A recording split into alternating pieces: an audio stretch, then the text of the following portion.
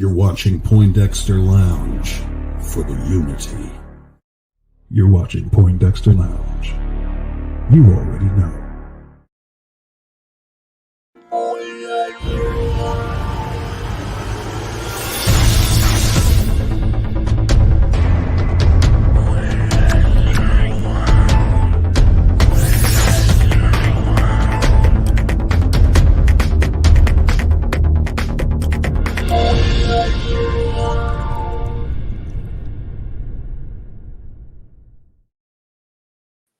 What's up, nerd family? Welcome once again to the Poindexter Lounge. My name is Enosh, aka Enosh Fett, and it is good to have you with me in the lounge tonight. Isn't it good to be back? Isn't it just good to be back? We're all here together in the lounge. I mean, we're all here to have some fun. We're all here to talk about the things that we love, because that's what the Poindexter Lounge is. It's a place for nerds. It's a place where you and me and my crew can get together and talk about the things that we love. Things like TV shows, movies, games, sci-fi, fantasy, comic books, superheroes, toys, and so much more. And if those are things that get you going in the morning, get your feet on the ground and get you moving, then hey, come join this growing group of nerds. Join this nerd family by hitting that subscribe button. And you know what? I'm going to tell you right now, I realized this week that there were people that I thought that I was subscribed to, that like I watched their stuff. I'm there. I talked to these people and I was like, oh, I'm not subscribed to them. I took care of that real quick and try to, go on low key with that because I thought I was subscribed to them. But hey, if so just check. I'm just saying, just check, make sure that you are indeed subscribed. But we are glad to have you here tonight. Now, we got a lot of great things to talk about tonight. A lot of interesting things to talk about tonight. You know what? I always love this show because it always has a mind of its own. And so I love that you guys are here in the chat. Good to see you guys here tonight in the chat, and I'm thankful for all of you. And I know you guys are going to keep things going tonight with your conversation, and we're going to hopefully keep things going with the conversation. We've got some topics tonight, but we're also going to see where the night takes us. But we got some awesome people waiting to have this discussion on some very interesting things that came up here over the weekend. So I'm just going to go ahead and start bringing people in. Ladies and gentlemen, you love him. He's every man you want to be. Ladies and gentlemen, Brian, the master of none. What's up, Brian? How you doing, buddy? Not much, guys. How's everybody doing out there, my nerd family? I'm doing well. Glad to be back on with you, Enosh. It's good times, man. I'm glad for you to be here as well. And also joining us tonight, making his second appearance. He was here for our big comeback show on Saturday night, which I got to say, if you missed the Saturday night comeback show, it was a party. We've been talking about throwing a party for our 10,000 subscribers, Brian. But like now I feel like I got to wait now for a while. I got to be like Dawson, do every 1,000. There you go. When we get to 11,000, then we'll have another big party, because that was such an awesome party. So many people came through, but he made his first appearance. And so welcome, Q. What's going on, buddy? What's up? And also, fun fact, that was my first ever guest appearance on anything ever in life. So that was everything else. I've always been on the ground level, but your invitation, which again, thank you, was the first one. Oh, but, man. Yep, it's me, Quamon Star G, one of your keys of the Moldiverse. Can't wait to kick it with you guys tonight. Well, I'm glad to have you here. And also from the Moldiverse, of course, is Aaron. What's up, Aaron? Of course. What is up? You know what it is. Aaron, often imitated, never duplicated. Michael from Moldiversity and other things. Oh, yeah, I enjoyed the party stream. That was amazing. And it's great to be here because it's also my birthday. Like, this is great. Well, happy birthday, man. Happy birthday. Let's see. Thank you. What can we give it? What can we give him for his birthday? Let's see. I gotta get some new drops and stuff, man. I tell you what, I definitely got to get some new drops in here. Let's see. I can't remember what this one actually consists of, which one this is, but we'll give you this one anyway. You dirt-eating piece of slime, you scum-sucking pig, you son of a motherless goat. Not the Three Amigos. Not the one I was looking for. I was hoping I couldn't remember which one I had, but it wasn't the, it's a classic. I accept it. Yeah, none of those things you are. We're all here. We'll tell everybody else what they are, right? So here you go. If anybody gives you a hard time, you just tell them this. I'm not locked in here with you.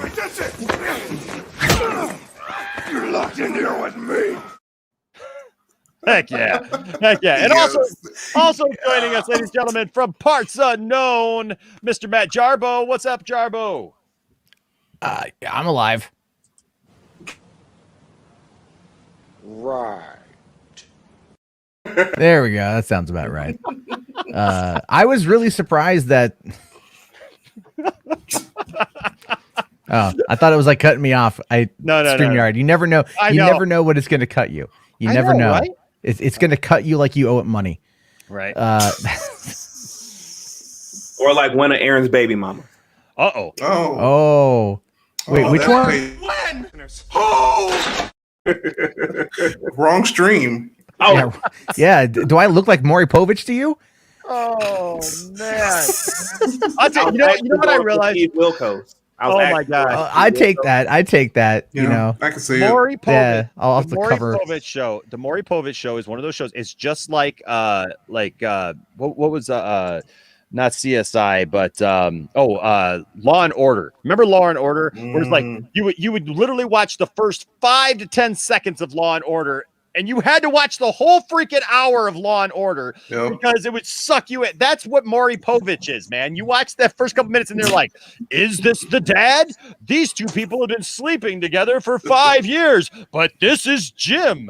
Jim watches the kids every Tuesday. He could be the dad as well. And later we've got, and it's like, dang it. Like the beauty of Maury is they always have the WWE promos before every little thing. Like, Yeah. Like, Yeah. And yet he's married to Kongi Chung, you know, like one of America's most respected journalists. And it's like, Legitimate. you're the baby daddy guy. All right. Like you're the not the father guy. Right? And that's great. Like I would Maury, I guarantee you he makes more money. I guarantee you. Oh, Because probably. it's the stupid because people especially now because she's not doing it anymore. Is she? Yeah. Well, I don't even know if he's still on the air. I mean, Oh yeah, he's on the air. I just watched. okay. I just watched a bunch of episodes. I don't have cable television. So I have no idea what's on. Well, he's just Oh, on you the poor man. he's on the regular good old old fashioned over the airwaves TV. I was Yeah. gonna say it's better than cable TV. It's afternoon television. That's right. That's Absolutely. right. Well, it's like I just got a new JG Samsung Wentworth TV, commercials. and like even Samsung is offering like a TV service now, and they have an entire channel dedicated to unsolved mysteries with Robert Stack. Oh, And I'm nice. like, yes. I love the love theme those. song for that show. That was amazing.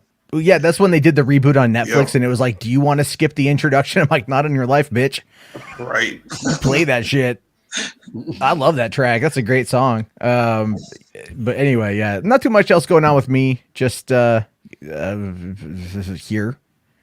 don't know. It's cold in the glad you're Northwest. It's cold. My kids Yeah, are we got asleep. My girlfriend's asleep. 6 I got inches of nothing going snow on. outside, so I'm like, Well, I'm glad that you're here. I'm glad that you're here, man. I'm glad that all of you are here. So there you go. Real quick, I'm sending out something here just real quick. Oh, what in the world? Everything is acting all squirrely here. And, Topic of conversation for the Right. night. So are we? Is this an open topic? No, we got. situation? I do have a couple. I do have a couple of 'Cause, things that I want to talk about. Because But, I called out something spicy today, and like no one's picked up on it, and I'm kind of surprised. I'm kind of surprised because it ties into the Snyder Cut movement. It's an ethical quandary. Because you know how much I love these things. let's see what Well, you do get very ethical sometimes. I do, which is very weird for me, but I do get ethical. So I noticed today that there was that whole thing about why Zack left, right? And I know we're well, going to that's talk about one of- the yeah, that's well, one of the well, things what I'm we're talking talking about is regards to like the context of the article. That's Yeah. not what I'm referring to it, but not that. Okay. So Sean's article that he put out today that was retweeted everywhere and shared everywhere was really a plug for his book. And this is my beef with it. This is my criticism. Is I don't care that he's plugging his book. It's fine. But he's a managing director for Cinema Blend. And he's using the platform that he's an employee of to pimp his for-profit book. Now, in his defense, he's giving half the money to AFSP, but he still is for profit.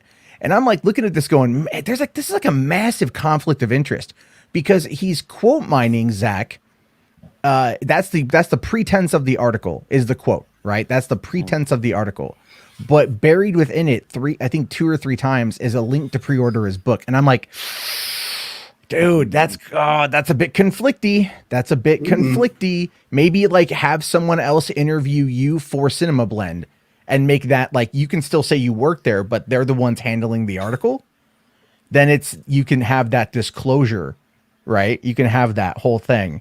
And the reason why I bring it up is, and the reason why it's been bothering me all day is back during Gamergate, we uncovered that Kotaku journalists were writing articles promoting their friends' games, or in one case specifically, this woman's partner had produced a game, and she wrote about the game. They lived together, and at no point did they provide disclosure that they were in a relationship and that they were domestic partners as well. And this isn't that bad, but it runs parallel. And I'm like, if you want to talk about accountability, you got to call it out where you see it. And I don't know. I wanted to put that to the panel because it's been on my mind all night. Like, am I an asshole for thinking this? Am I going too far? No, it seems a little conflict of interesty. Yeah, and I put it out there, I think, in a polite enough way. And like, I know Sean probably saw it, but he didn't bother responding to it. And I'm like, all right, I get that, but I don't know. It's been on my mind. It's been bugging me. It's like, it's one of those weird little things that it's like, it really doesn't matter, but it's like, it just kind of gets in the back of your brain. Sure. Sure. Well, the chat is loving you, Aaron, tonight. So Obviously. Happy birthday. Happy birthday. Thank you all. Yeah. So I do want to point out a couple of things. Soybase Jeremy, first of all, it's good to see you, bud. Haven't seen you in a while. I did see you pop in on Saturday night, but I didn't get a chance to interact with everybody on a Saturday night. Man, Saturday night, I was trying to do everything all at once. If y'all hadn't seen that, and I was everywhere all at the same time, and so I apologize. I didn't, I saw a lot of things afterwards with a lot of different people saying hi and everything, and so hello to everyone who was here Saturday night. Thank you guys. I appreciate everyone. In fact, I apologized, gentlemen, to one of your cohorts there on Moldiversity, Avia, because she was in the back room, and I thought that I could get everybody in. I thought that it cut me. I didn't realize that the back room would let you have 12 people in the back room. I thought it would only let you have 10. So I thought oh, cool, we get 10. I wasn't paying attention to how many we had on the screen, and so then it was like, oh crud, okay. And then so I figured, well, we'll cycle some people in, and then when I went to go bring her in, she was gone. And so then I brought somebody else in. And then when I looked again, because there's now, she's down further in the thing. Right. And, I didn't see her. And then it was like, oh, crud. And then it felt horrible because I'm like, every time I go back, she's not there. And then she is there. Oh, man. But I love you guys. So, yeah. So, she said it was no problem. Is what I would like to tell you, but in all honesty, she said that she's gonna have to find your address and break your caps because she didn't appreciate the disrespect. And like I tried to tell her not to. I'm like, you don't. But then she threatened my life as well, so I had to. I actually shouldn't. I'm actually telling you way too much, Enosh. I just had to. We have. I believe we have actual footage here of that conversation. You want to get nuts? Come on, let's get nuts. How did you get that? I mean, like, but I do want to say, Soybase Jeremy, this is one of the last things that I need to do still yet is put a Discord together to get everybody keeps asking for a Discord, and I would love to do that. Honestly, I just don't know a lot about Discord, and I've only been a part of a couple myself, and really didn't know what to do with it. So I have to be. I'm on everything else, it seems like, but I need to put together a Discord. So give me a minute, and we will we'll get that up and going. So, but I appreciate that you guys want one for sure. But Matt, you brought it up, and and here's a question actually that I know got brought up a couple of times, and I didn't get to it on I think it's the same question from Kenneth. Said, Enosh, sorry if I asked this before, but did you see the new second trailer for CW Superman and Lois TV series? I liked it it was very cinematic and different from past CW. Yes. I actually liked the second one. The first one I thought was absolutely horrible. But I will say this, even though I really liked it, I don't like his costume. Did anybody else noticing like it looks really bunched up at the top? I noticed quite a few things from that trailer that I was not pretty excited for. It looks like, for all the stuff that was good though in that trailer, like there's some weird stuff in that trailer. Like it looks almost like they put too much padding. Like it almost, it looks like all right here. Yeah, it's like all this padding is like it's like they tried to make him look a lot like Henry Cavill, but he's really a kind of a tiny guy. Tyler Hoechlin is a tiny guy, I mean, and so as far as that goes, and he's just not as buff as Henry Cavill or some of the others that have portrayed the role, and so I do like the idea. I'll be honest with you, I do like the idea of Lois and Clark living on the farm, raising their kids. The conflict about, whether or not their kids know he's Superman and all that stuff. But man, I just don't know about that costume. I don't know. Did any of you guys have any opinions on that before we move forward? All I'll say is this. It's quite hilarious to me that for the past 5 years now, Henry Cavill has not had an opportunity to reprise his role as Superman based off of the negative reception to Zack Snyder's Superman aesthetic. And yet, in year of our Lord 2021, we see a CW show which, as Soulja Boy once eloquently put it, stole the entire flow beat for beat, bar for bar of Man of Steel, and I'm supposed to go, oh my God, let me tune into that CW and let me go ahead and watch this Superman and Lois. I can't wait for the flashback where Pa Kent stops Tyler Hoechlin and Superman from saving him in the tornado, and they pretend like that was their idea, which then everyone will praise it. Right. Yeah, like it's the greatest what a thing. Bold choice. In short, I was not impressed. I feel like that's like Doodle Bob from our SpongeBob watchers out there.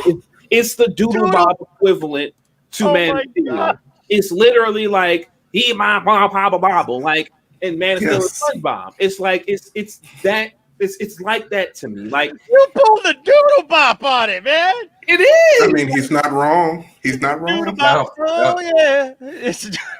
You're talking to a guy whose kids watch the Doodle Bops on the regular. It's quite literally nothing. And I have a major beef for the CW because I honestly feel like the CW is the perfect microcosm of the reactionary half-assness that WB constantly gives the DC characters in their live action mediums.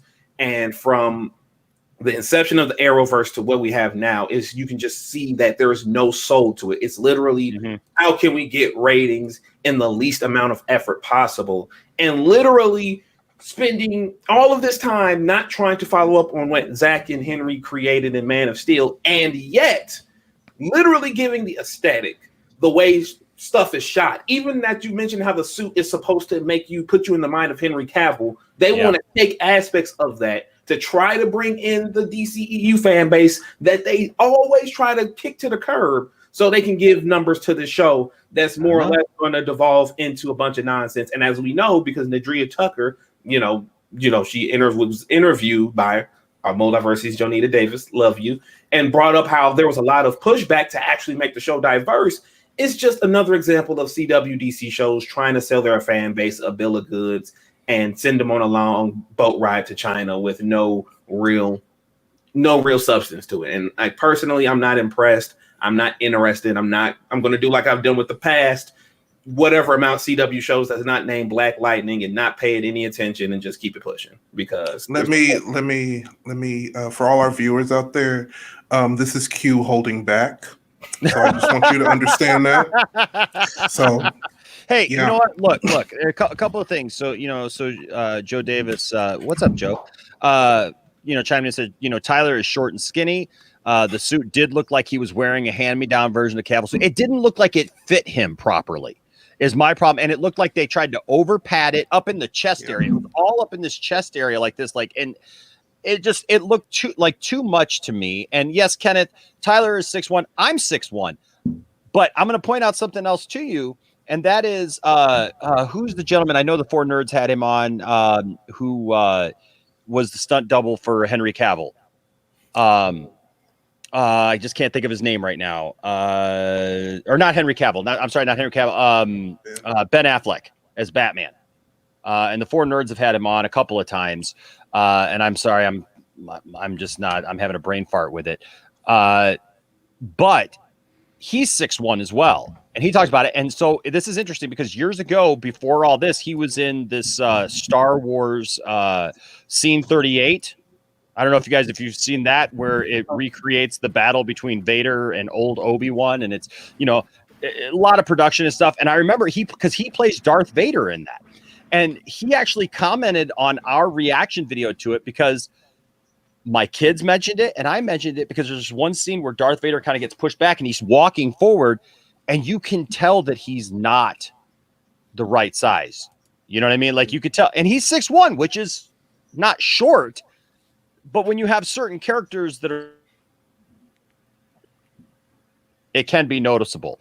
I like the look of the suit if it fit and it wasn't over padded. Well, it looks like you got that Spirit of Halloween. You know what I mean? Spirit of Halloween. I love it.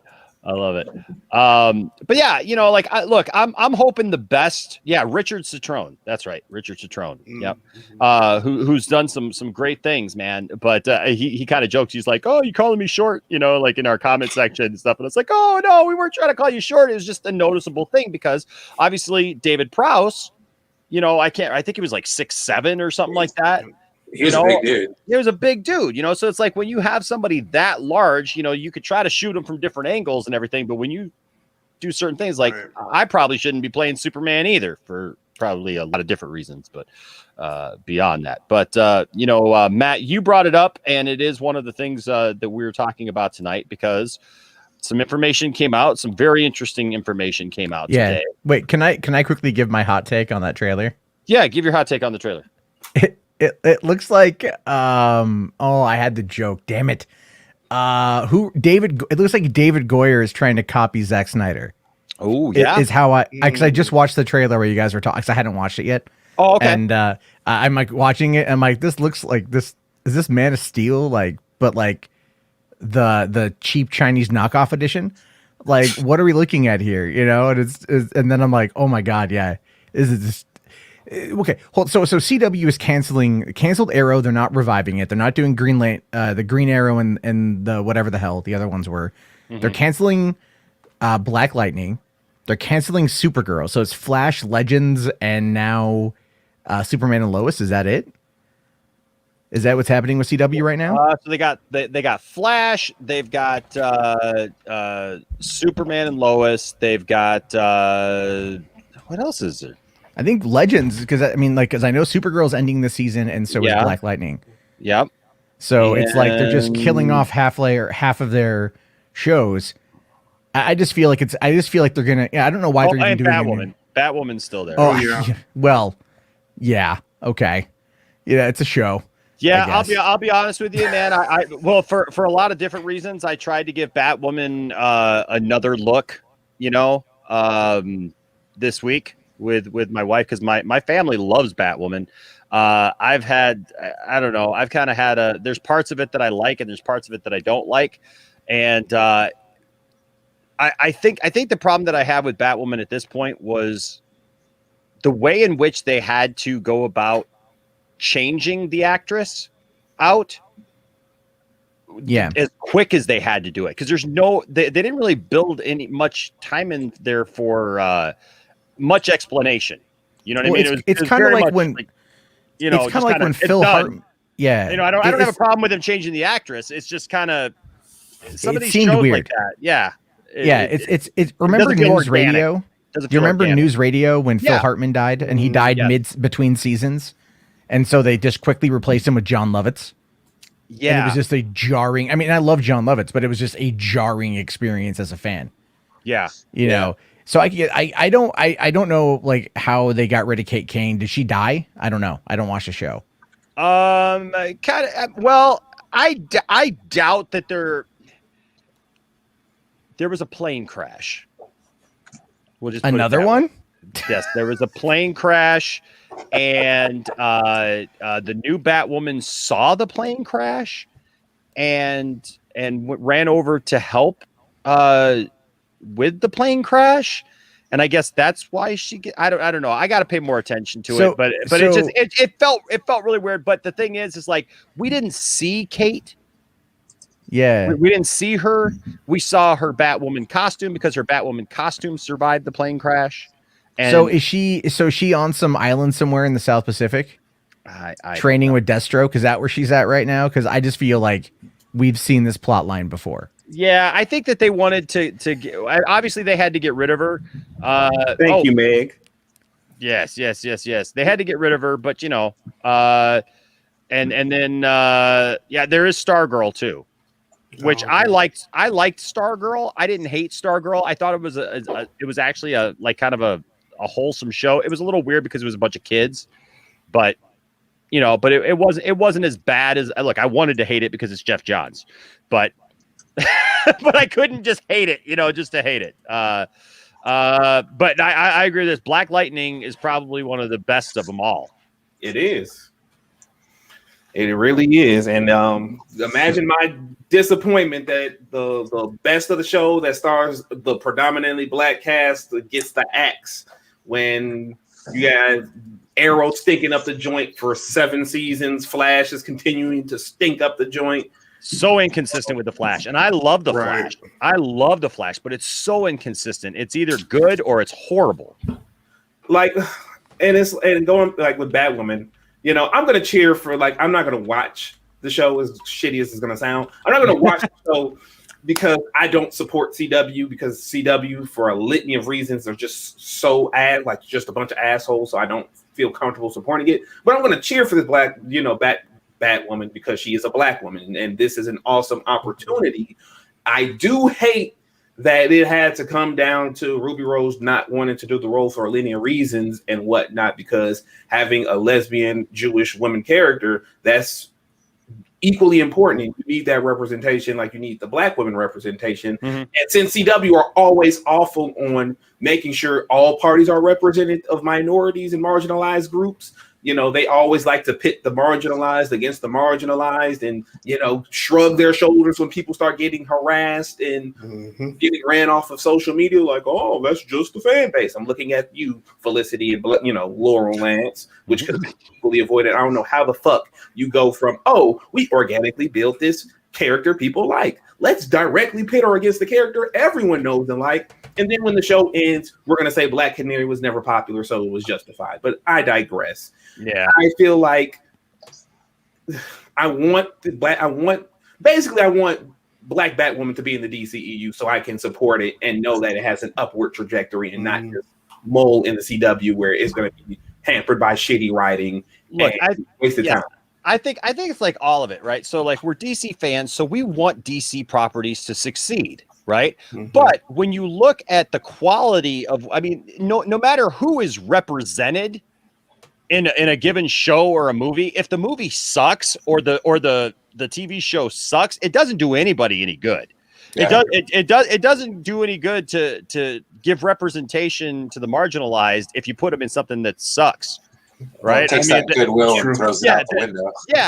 That takes the goodwill that you have and throws it out the window because you give it absolute garbage. You know what I mean? Like that's not doing anybody any good, right? And so I don't know. I guess that's the way I look at it. Like I tried to give Batwoman a chance, but to me, it's not really about who's Batwoman at this point. Like I just want a good Batwoman story. There's a good Batwoman story to be told.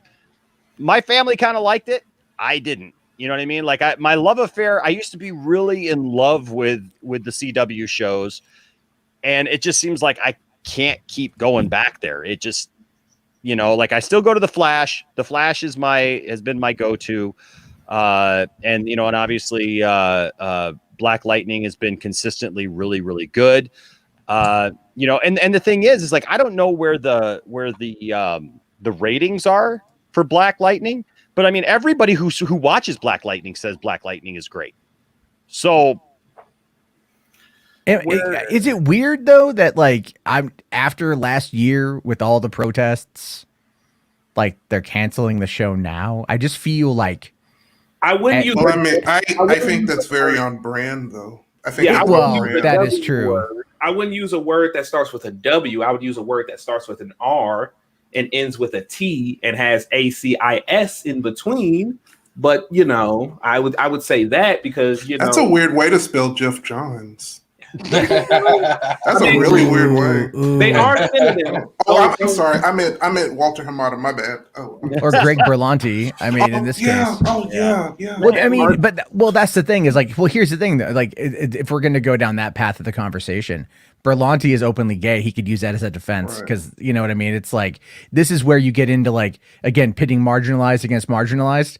They almost cancel each other out in regards to the conversation. It's a weird thing. I hate getting into it personally, but I don't know. I look at the concept like them getting rid of these shows, and it's like I just don't see it as being like if they want to focus so much on the multiverse, what do they have coming down the pipeline?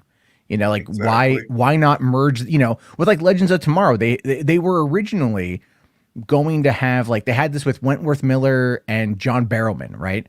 They had contracts originally with them to have kind of open-ended contracts where they weren't tied to one show and they could flow in between the Arrowverse shows wherever they were needed. They would be like on Arrow one week, Flash another week, where just to connect the universe together. Mm-hmm. And then that was what they were supposed to do.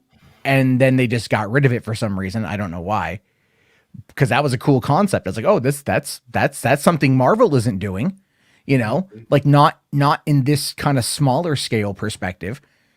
And then they just kind of let it go. And then when they moved everything over to Netflix and off of Hulu, I just stopped watching. Yeah.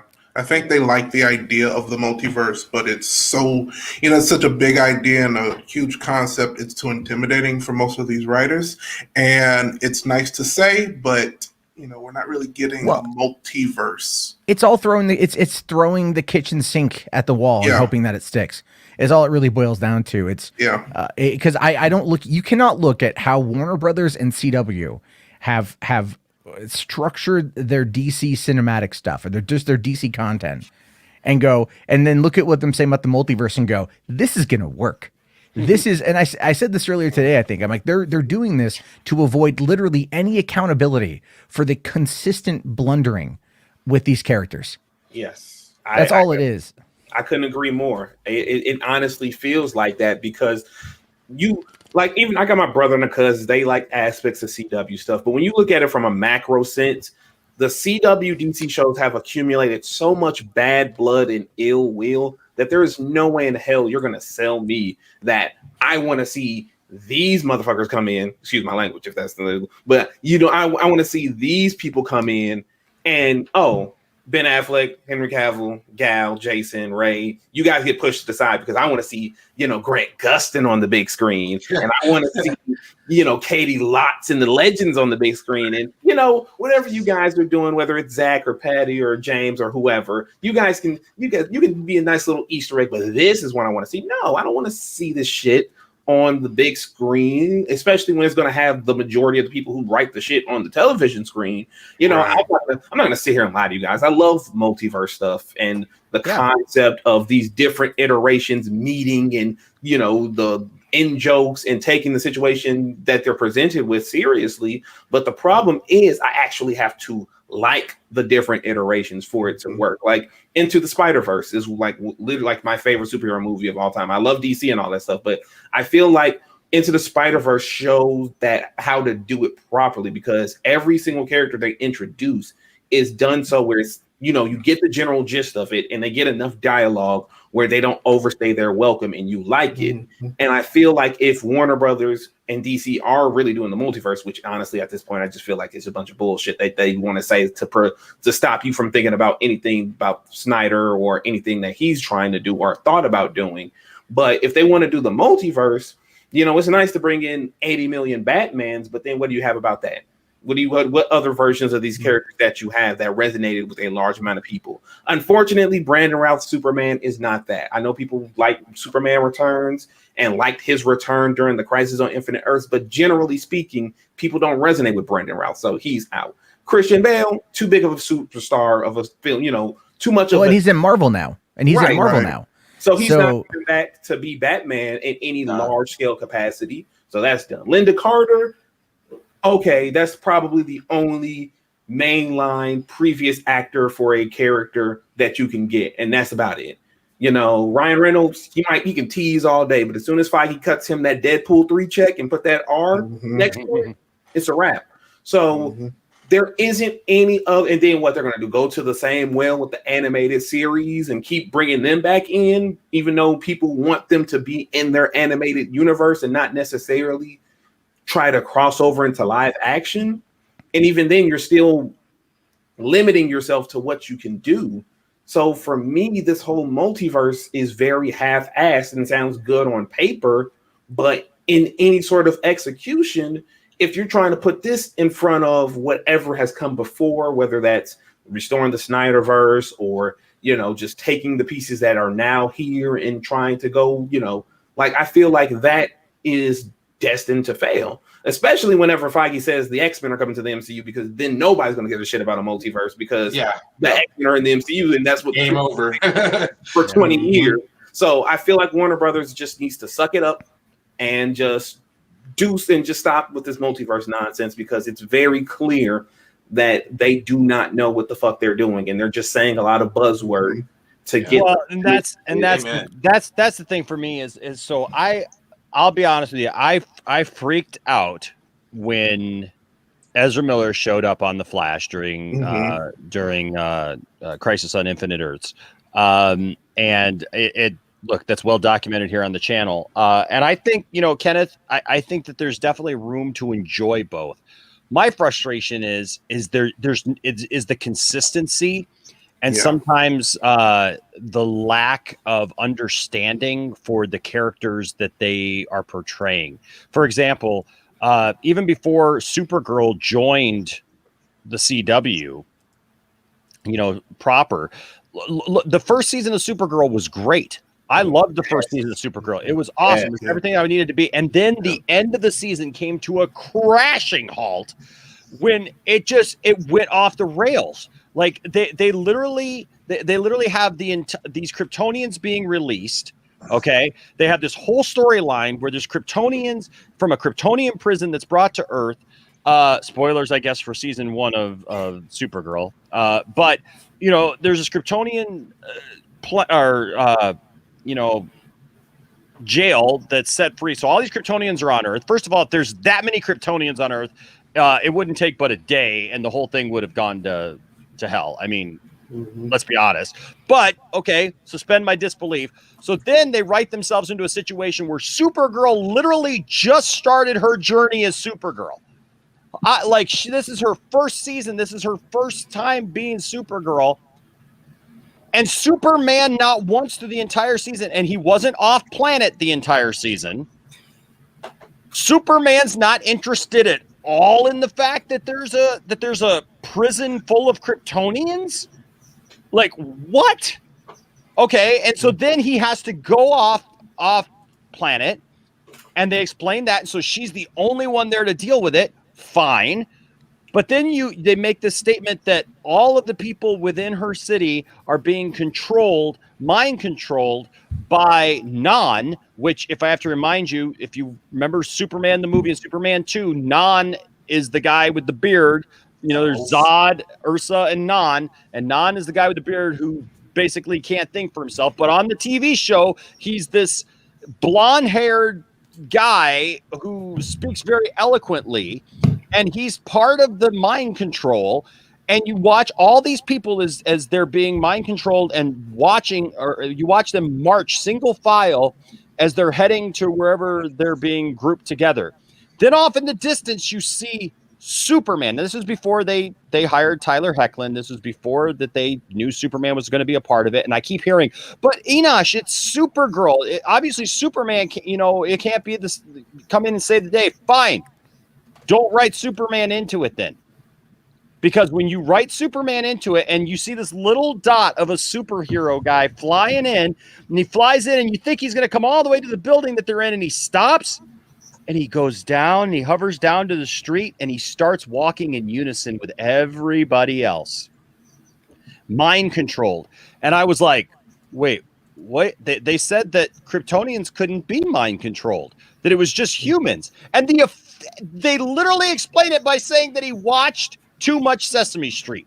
That was the explanation. That Superman was more human than he was Kryptonian, and because of that, he was more susceptible to mind control. I'm sorry, but that is a load of BS. Well, I don't care how much Sesame Street the guy watched as a kid. It didn't change his DNA. He's still Kryptonian like the rest of. I'm sorry. Did you want to go back to the watching history of like everybody else, all the other Kryptonians? I'm sure that Supergirl didn't watch any Saturday morning cartoons or any Saturday afternoon cartoons or whatever. Didn't watch anything like that. It was just Clark, right? So Clark literally does that, and then Non sits there and says that Kal-El knelt before him.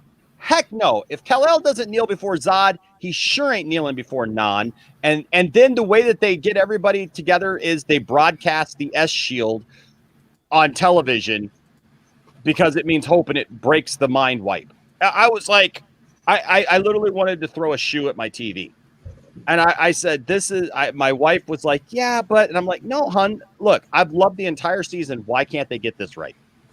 Like they wrote themselves into a corner and they couldn't write themselves out. And so I want the DC. Look, we're going to have CW stuff. We're going to have HBO Max stuff, these different series and stuff like that. We're going to have movies, whatever we're going to have. I don't care. I just want it to be good. And look at WandaVision right now.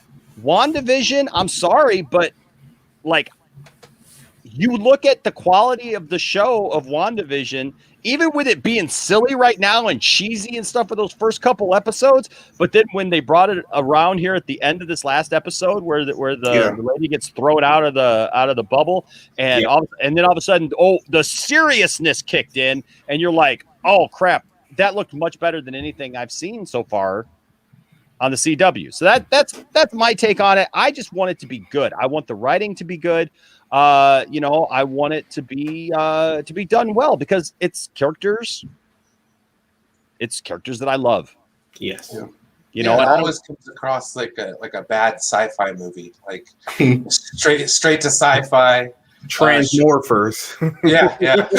Sharknado 7. It's all the Asylum. It's just Asylum movies.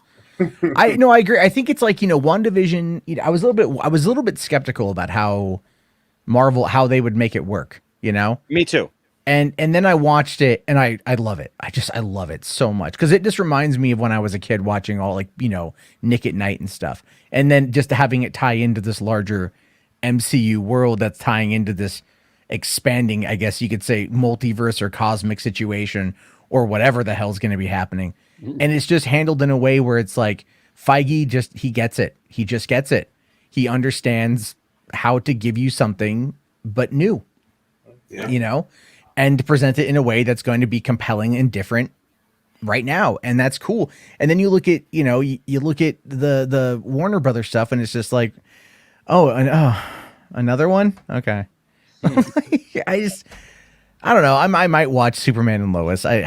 I probably look. I'm gonna watch Superman and Lois just because I'm that much of a Superman fan that I will definitely give it a chance, and I want it to be good.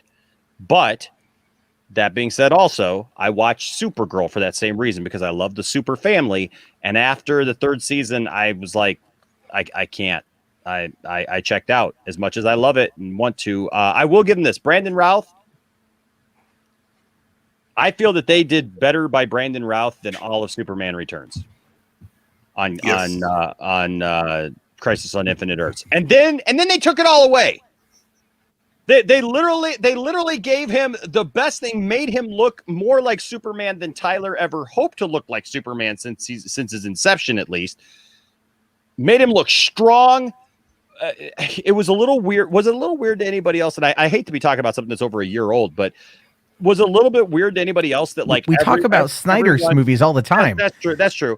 But like every Superman or incarnation of Superman that Lois Lane meets, she was just gushing over. Like, you know, she met Brandon Routh and she's just like, oh, it was, you almost half expected them to go into another room and, you know, and get it on, right, with Tyler right there. And then she meets, Tom Welling, and, you know, and it's like, oh, look at that guy, you know, like, oh, brawny man, you know, beefy guy. It's like, what the heck is going on here? But yet, when she talks to her own Superman, Tyler Hoechlin, she literally just cuts his balls off. Like, look, Lois should always give Clark a hard time. That's why she calls him Smallville. She gives him a hard time about his upbringing and his goody two-shoe and everything. Like, that's fine. But, like, she's literally telling him, world don't need you. World don't need you. It's got Supergirl. What are you even doing here? The world is in fine hands. You could retire today and nobody would care. Like, that's basically what she told the man. And so, yeah. So, you know, but then they go and they kill off Brandon Routh there, and they let anyways, that's a whole other but anybody who's watched our watch parties, man, here for the last couple years though, with that knows that it's been hard for me, because as much as I want to love some of these things, and I do really love the Flash, but the Flash is just so inconsistent.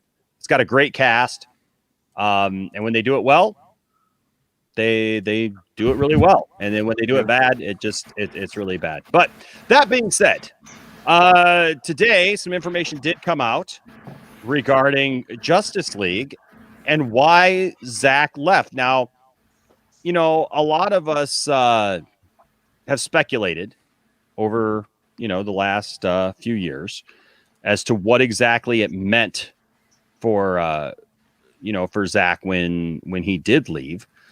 And reading this article today, I go back because I don't know how much I know the guy's written the book now, whatever, but I don't really know how much I put into all of this with Sean.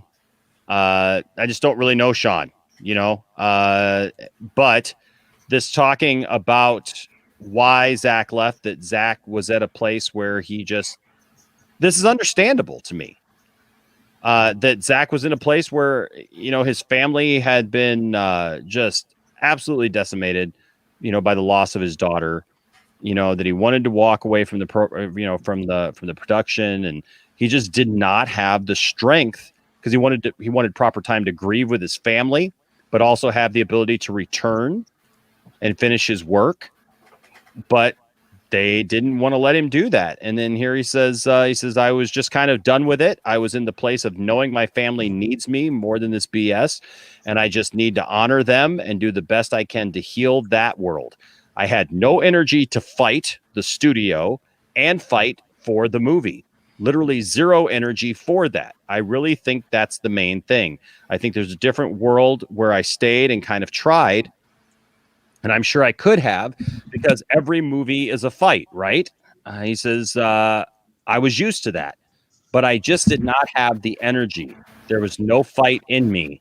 I had been beaten by what was going on in my life, and I just didn't want to. I didn't care to. That was kind of where I was. What did you guys feel? We're going to get into some of the reaction to that here in just a second. But what did you guys feel reading those words today and finally like hearing from Zack himself on that? I'll just immediately say that there is there's a lot that can be said, but I'll just have to unfortunately disappoint people that I have to recuse myself and say you'll have to watch More Diversity this Wednesday, because yeah, that's all I'll say on that. Now I'm just gonna lay on out and let y'all talk about that. I'll jump in. As far as what came straight from Zack, yes, I think it was good to hear that, you know, finally, because that confirmed what we were all thinking, you know, since 17. since the original announcement. But it kind of just drives home that issue that I've had for years now, where it's heartbreaking to read this man straight up saying, I just want to grieve. And he feels like he has to fight the studio. He shouldn't feel like he has to fight the studio. This is his baby with his wife, but I know mandates and all that stuff, but it's very strange. That goes into a bigger topic, but it's a very strange thing that happened. But just the initial reaction to his comments, it's vindicating in a sense, but it's also very heartbreaking because that I'm certain that's still very fresh, just for him to talk about. Yeah. And on that, definitely. And just to piggyback off that, as far as that tidbit goes, that is always been something I've always been the most sad about for Zack, is that for so long, it's genuinely feels like he hasn't really had time to grieve about this tragedy. And whenever it's brought up, it's to either shame the man or to prop up something that has completely no relationship to it. Yeah. And I genuinely hope that at the end of all of this, and this is something I've had since the beginning of this whole journey, is that at some point he gets to grieve and remember his daughter and, be able to just keep pushing forward about all of this, because this is a very rough situation. And I wouldn't wish what Zack has gone through on anyone, with losing a child. So yes. Yeah. Yeah. No, Tiff puts it best right here, when she says, look, family first is no shame. I've got 3 boys of my own. I've got a wife. I don't care what project that I was working on and felt pressure to complete. I'm sorry, but my family needs to come first. Now some people can come back to that and say, well, okay, but if you're working on a major multi-million-dollar project that, the studio does have some responsibilities, obviously, and the studio does have, a responsibility to its shareholders and also to the people who help fund those movies. And I do understand that. But when we also know, though, that the majority of that decision was made not because of just, well, we want to be responsible, but because we want our bonus at the end of the year. Mm-hmm. That's a totally that's a hard thing. And I guess it wouldn't even been so stinging if they had actually attempted to finish Zack's vision. But the fact that we all know that they basically tried to grab it out from underneath of him, use it as an opportunity to move on from him, and to create this other thing out of it, this Frankenstein's monster of jokes and ridiculousness, and and then all the other stuff that happened behind the scenes, where we have now found out through people like Ray Fisher and others who are coming forward about it. And it's a mess.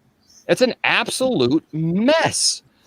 And the fact that it started from a family experiencing the worst tragedy that you could possibly experience in losing a child, and then expect that person is just supposed to bounce back.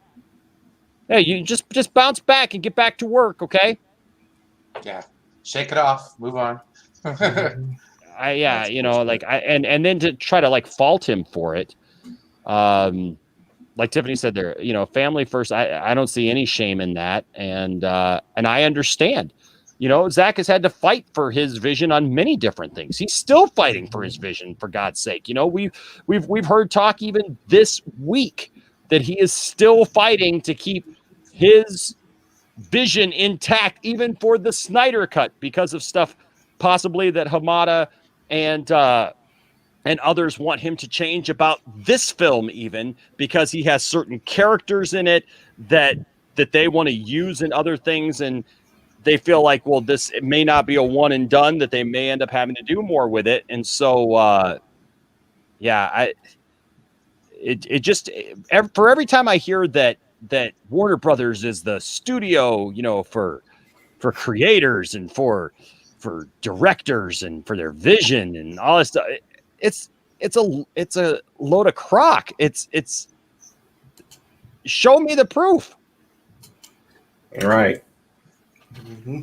You know, show me the proof where it's you know, that's what WB is trying to do here, because I don't see that from WB, especially in this situation. But I see more and more that they have more of a track record of meddling with everything and screwing things up. You know, I don't know. What do you think, Brian? Well, I think his comments are pretty much par for the course. I mean, we kind of knew. I mean, it kind of cemented the fact that, you know, he was going through some stuff that we all knew about. So, I mean, I think it's fair. I mean, you know what I mean? If I was in that set of circumstances, I mean, middle finger, tell the job to go F off. You know what I mean? Like, I'm sorry, family comes first, man. If you're going to stand in between there, then that's the consequences are on you at that point, man. Well, and they were. Let's be fair. I'll be the pro business person here. Okay. Just for the sake of the argument, which is fine. Yeah. Yeah. Don't get me wrong. Like, I'm every time I get critical of the whole Snyder Cut thing, I always have to preface it by saying, like, I'm as excited as you are. However, I get it. You know, let me take the other side of this argument. So, I mean, I completely support the family first. I read his statement. It's everything we already basically knew. The studio, you could tell at the time when he's talking about fighting the studio, he's really talking about fighting the reshoots. And I think that was the biggest factor. He was like, he had his vision. They wanted him to compromise that, I think, by bringing in Joss Whedon. They wanted to Marvelize it, all that stuff. And that is a big fight. And you hear about this all the time with directors and the studio, you know, and especially if Joss Whedon was coming in with that chip on his shoulder coming off of Age of Ultron. You know, he was probably hammering it real hard. And then Zack couldn't put up with it. He just couldn't deal. And, you know, absolutely understandable. I'm right there with him.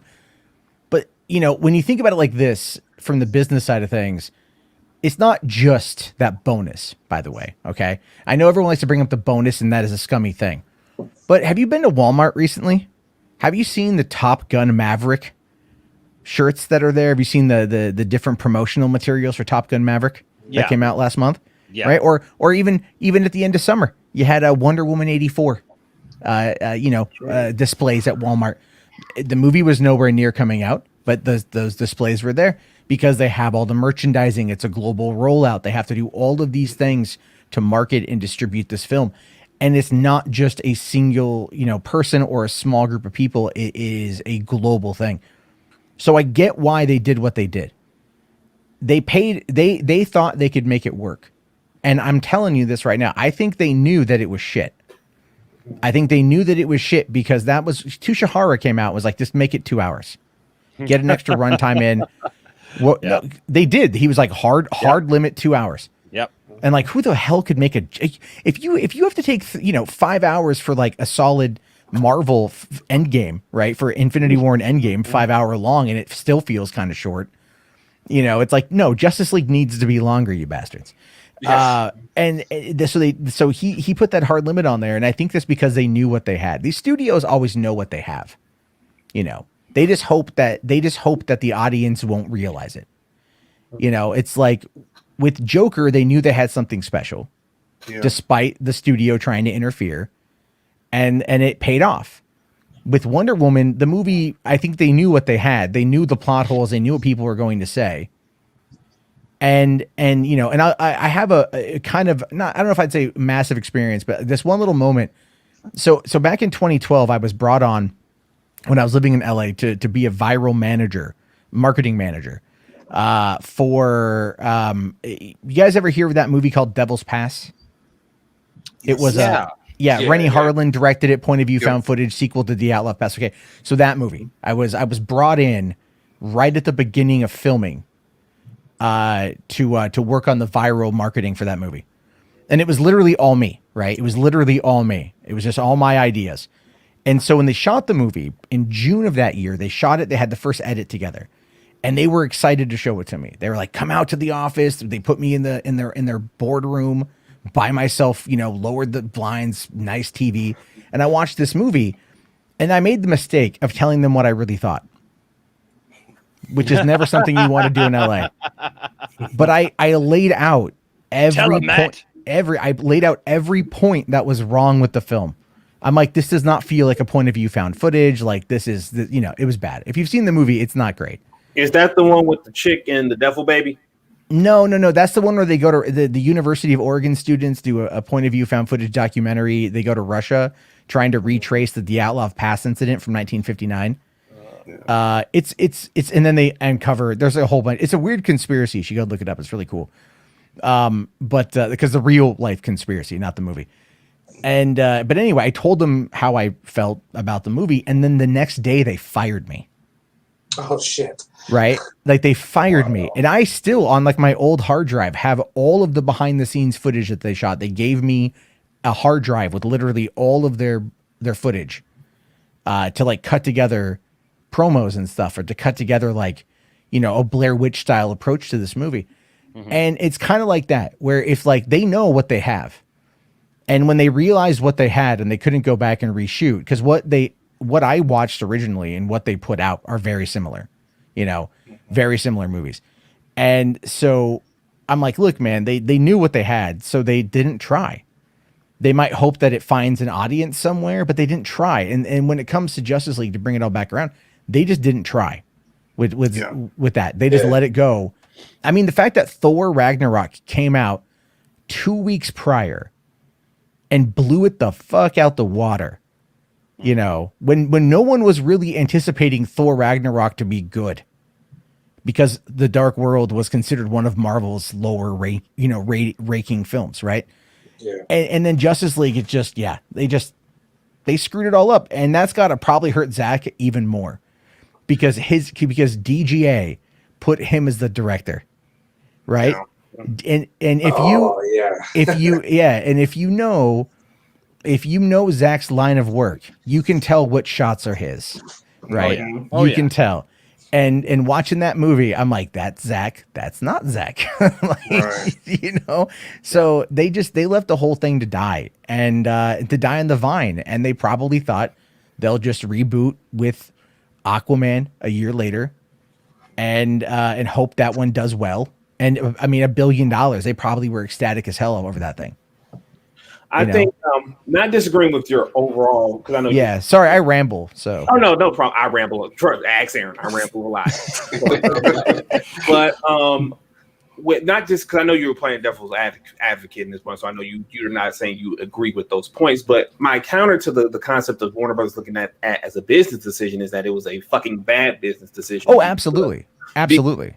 Based off of the sole thing on, and this is something I always mull over as I think about this shit, is that there shouldn't have, primarily I understand business, but even still it would be financially and from a PR standpoint beneficial to delay Justice League because of Zack's tragedy, because no one's going to fault you for saying, okay, we're going to take a dramatic amount of time to bring it on back. Warner Brothers is a multi-billion-dollar studio, whatever. If they really wanted to put more money into that film, they really could have. Well, I agree with you, but to kind of go back, right, just to kind of take it back to 2016, you see, they were in a release date battle with Marvel over Captain America: Civil War. Mm-hmm. They both chose that same date. Actually, Warner's chose it first. Kevin Feige came in and said, "No, we're taking it," and then they cucked. And they moved it up by 5 weeks in order to put it out then. So they were already on shaky ground in regards to their own confidence. So, and I agree, it was an absolutely terrible decision on their part. They should have delayed it. But again, it's like once the wheels are in motion, it becomes like that they would actually probably have had the fan base would have probably said, like, we understand.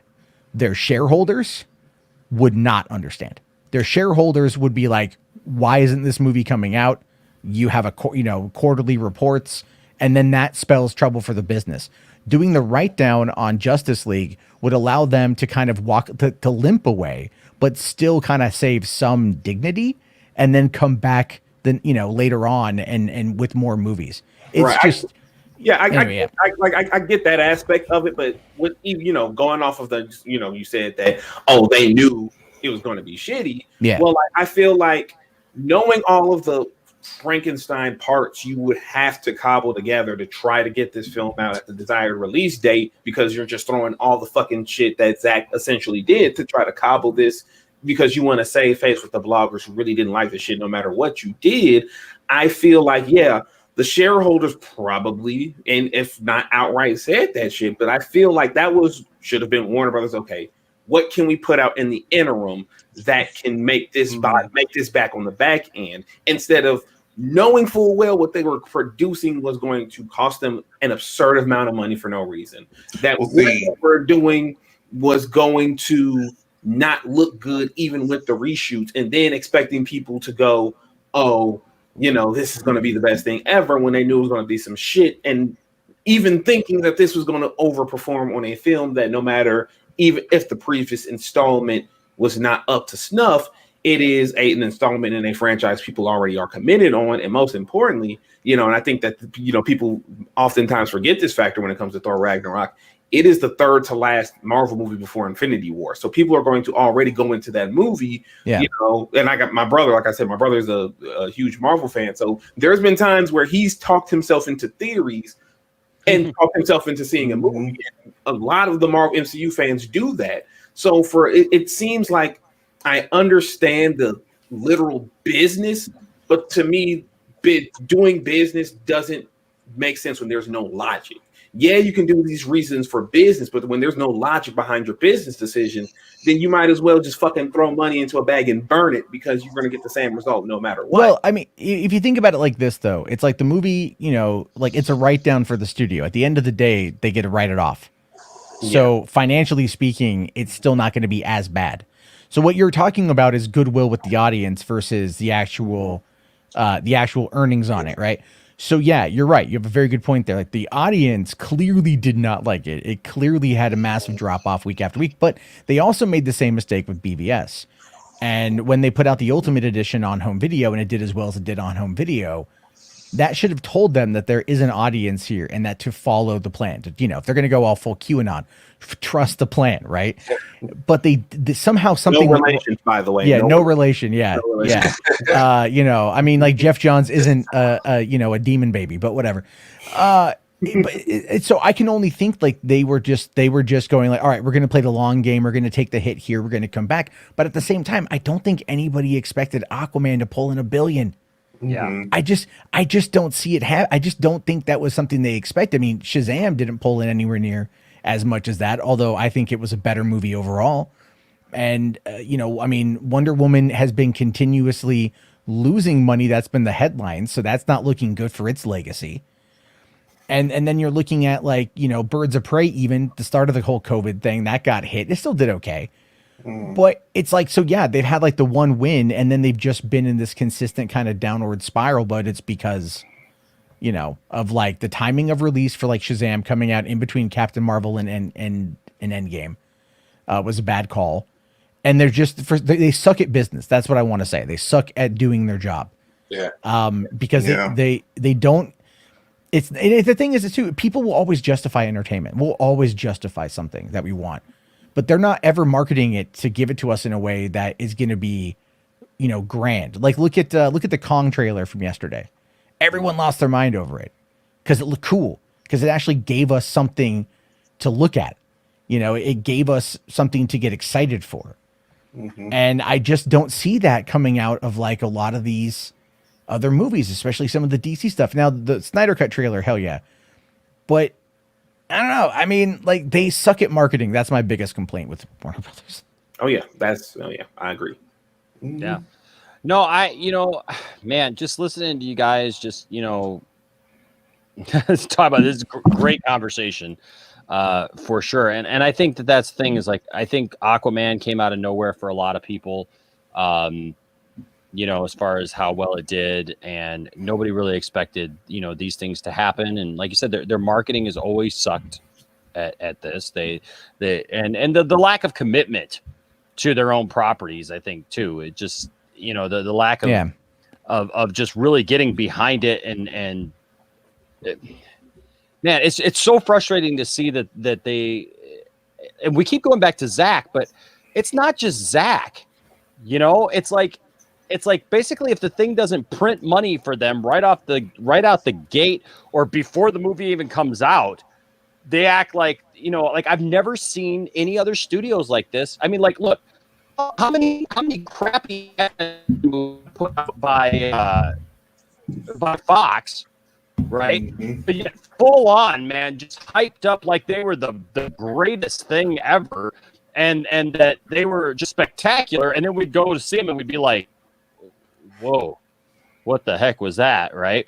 But yet DC movies, it's like if they didn't just hit fire right out the gate, Warner Brothers just disappears into the night. We don't hear any support for it, and it's like they turn their back on their own properties instead of standing behind not just the properties themselves, but behind the filmmakers who they hired to bring. They hired Zack. They brought Zack in. Look, if you look at Zack Snyder's movies before Man of Steel, what did you think you were going to get? Did Warner Brothers think that they were going to get, you know, this bright poppy, you know, remake of Christopher Reeve popping up, you know, and with a black haired wig on, you know, and stuff, and I mean fighting nuclear man? What the heck? You knew you were going to get a gritty, grounded in reality, you know, piece like that was going to have a certain look to it. For God's sake, he did Watchmen. We all watched Watchmen. Like, and I'm sorry, but he did Watchmen better than Watchmen did Watchmen. Yes. And you know something else, Enosh? It's like going to that larger point. Let's be honest. For those who's been in the nerd, like been following nerd shit, like well before the advent of the superhero movies. I'm 26, so that tells you how much ingrained it was from birth for me. But like, this was the shit that people wanted from Superman. I remember whenever you would do the award shows, they'd trot out Kevin Smith or whoever was the nerd person. They'd be like, we want Superman that's more like Batman Begins, and we're tired. Yeah. Superman Returns bombed because people were tired of the Christopher Reeves Superman aesthetic. Yeah. And let's just call it what it is. I remember that. And I remember the two big superhero movies of 2006 being X3 trash and Superman Returns. And people did. I fucking remember at the whatever MTV Movie Awards when Christian Bale won Best Hero for Batman Begins, and he's like, sorry, man, just Batman that's cooler. Superman. And it's like everyone's like, whoa. So it's like, I know, man. It's like this shit ain't. It's not like people like Warner Brothers did a 180 when people were like, we want Christopher Reeves. We want him. I'll never fucking get over it. How everyone, like one of the, I'm right there with you. One of the first nerd things I ever was ingratiated on was how bad Superman 75's ending was, because he turned back time to save love. For years, people would tell me, well, you know, Superman could be cool, but he went back and rotated the Earth, and that wasn't cool to me. And then 2013, or you know, in Superman 4, he's got rebuilding the Great Wall of China vision. Oh yeah, you know, the cellophane ass, the cellophane ass. You know, guys, I was born in '76. Okay. So I have had to deal with, like, I grew up with Christopher Reeve's Superman. I love Christopher Reeve's Superman. Don't get me wrong. I don't have a problem with that version of Superman, but I'm right there with you when you say that I got sick of hearing people talk over and over again about how they hated Superman. Superman was you couldn't relate with Superman. Superman was overpowered. Nothing could stop him. Nothing. He never had to deal with real life stuff. Yet I've been reading the comics since you know what? I just happen to have it right here. Let me show you a little something for all of you who want to. And ironically, it's called the same name. But for all of you guys who want to gripe and complain about Man of Steel, look at that. See this? Man of Steel. John Burns did a miniseries called Man of Steel, reintroducing Superman to the world of comics. And when he did, it was this character, that Clark was the real person. Clark was this alien, kind of out of his element, because he didn't quite fit in with humans. He didn't quite fit in with his Kryptonian heritage, and he was constantly fighting his Kryptonian heritage in that with the Eradicator and all those stories, man. The Last Son of Krypton storyline and all these things. He was constantly fighting with his heritage versus his humanity, and trying to figure out where he was and in all that. And then you had the stories of, like, you know, even just his down to his love life, how Lois was enamored with Superman, and yet Clark loved her, and how did that, and it wasn't portrayed as this cheesiness, you know, of like, well, Lois, you know, did Superman show up today? You know, it wasn't that. It was literally Clark trying to figure out, is it possible for me to have a relationship with this woman because she's in love with a version of me that's not really me? I'm really Clark. I'm really the guy that grew up on the farm in middle America. This is who I am. This is why I am the way that I am. And here you have people griping and complaining all these years, and then they try to, you know, Bryan Singer got, you know, I feel so bad for Brandon Routh, because I've met Brandon Routh, and Brandon Routh is a super nice guy. And like, after hearing his take on Superman, it changed, because like, I used to be really, really harsh on Superman Returns, because I just really feel that like that movie is so convoluted and so like all over the place. And they don't let Superman be Superman in that movie. You can't root for Superman in that movie. He's a weirdo in that movie.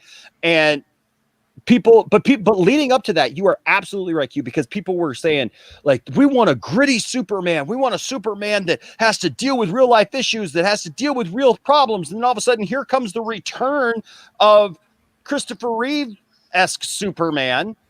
And his biggest problem was that he was now a deadbeat dad. Mm-hmm. Like, what the heck? And then he's got to lift a mountain of kryptonite. What? Like, what the heck is going on here? Are you kidding me? You can't even root for him to get back with Lois in that movie, because Richard White is a good guy who's raising a kid who apparently isn't even his. Shout out to Cyclops being the GOAT no matter what universe he's in.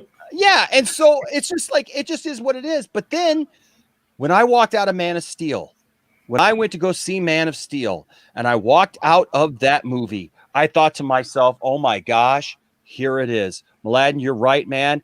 After having read Man of Steel, the miniseries from John Byrne, and knowing what that was and what he's been in the comics for the last 30 years, oh my gosh. Yes, I know, Kenneth, you're right.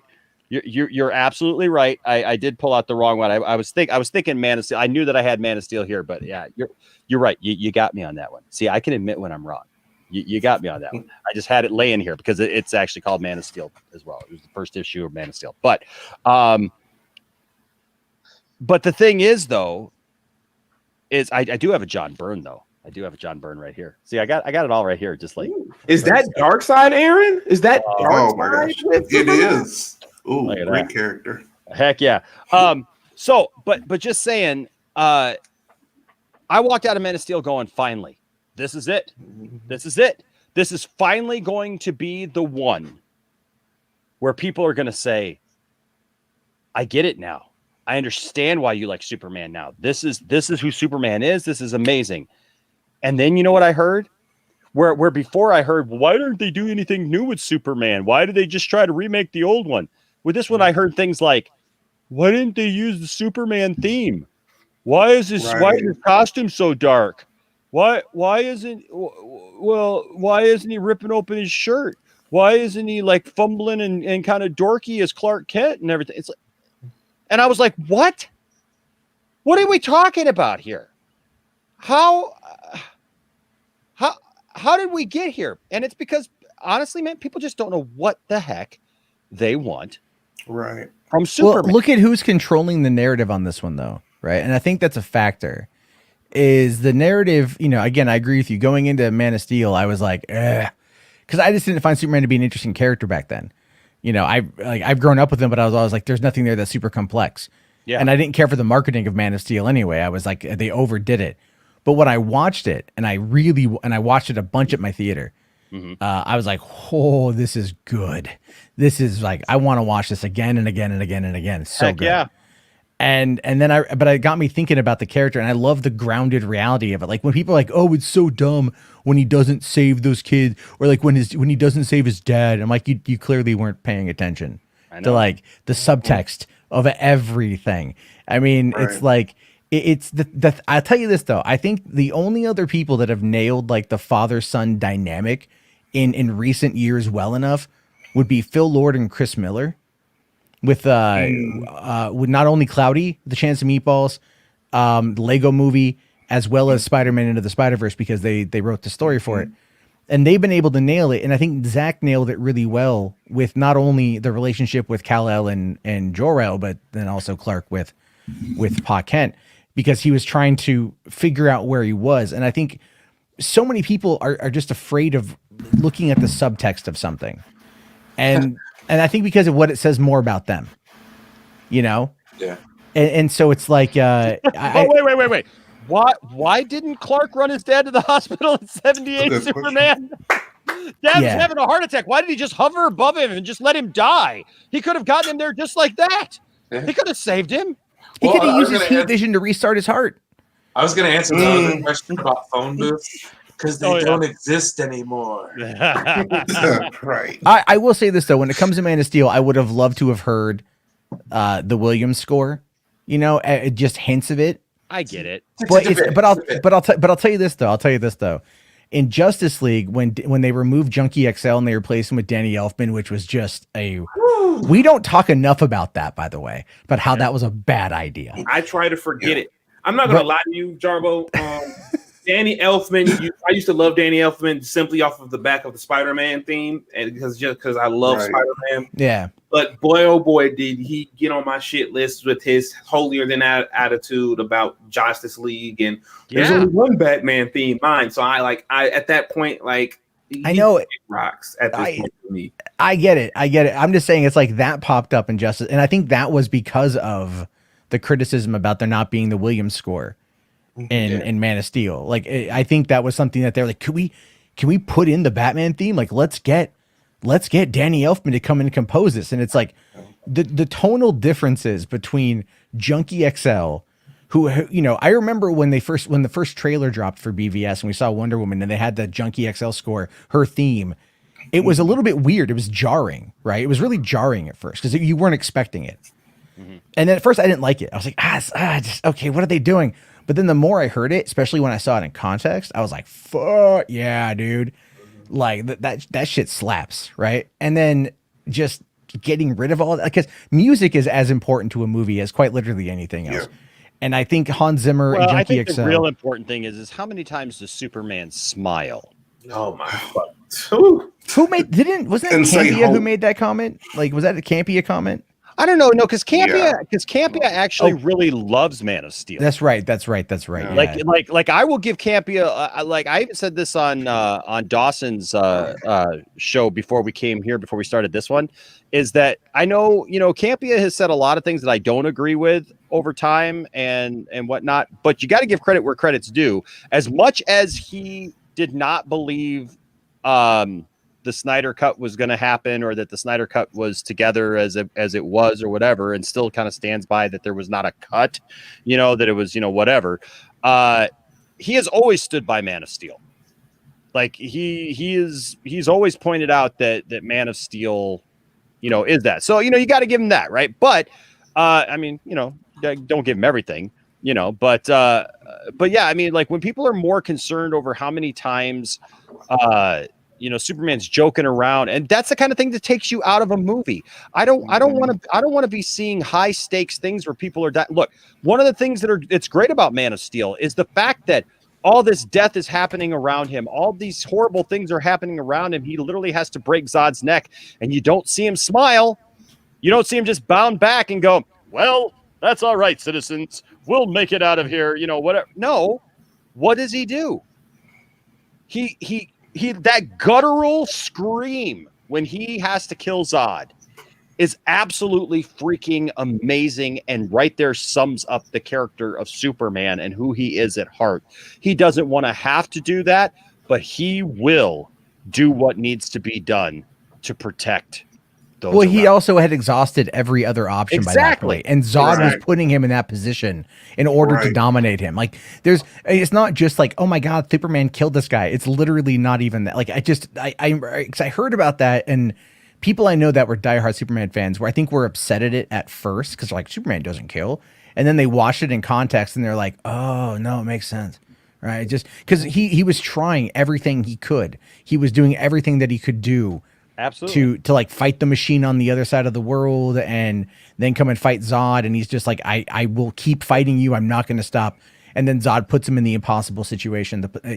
He's one man. He's one man, and he's not Superman. He's literally Right. Clark in this suit, trying to figure out what his role even is in all this. Yeah. And I love how that carried over into Batman v Superman, like how it was more of a grounded Clark story about his experiences and like what he's trying to do, and not just relying entirely on his abilities, and just showing the growth of character. That's why these movies, I think, have built up the fan base that they have.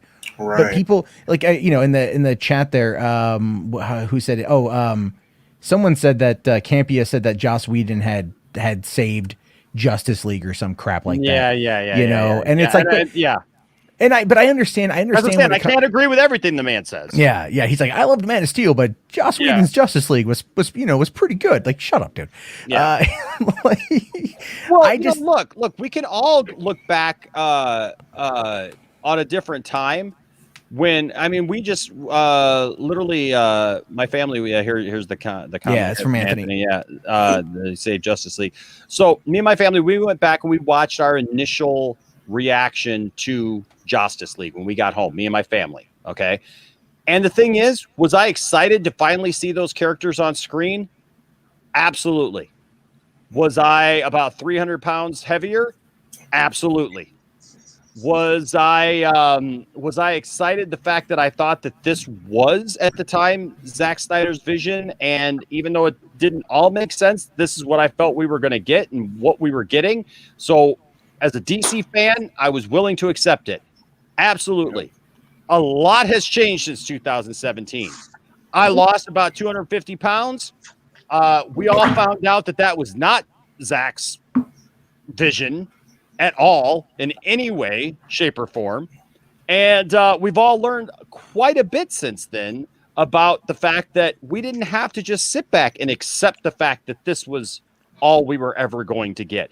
Even with the John Campias of the world and the other people, who have come against it and acted like, it's some horrible thing that anybody wants anything else.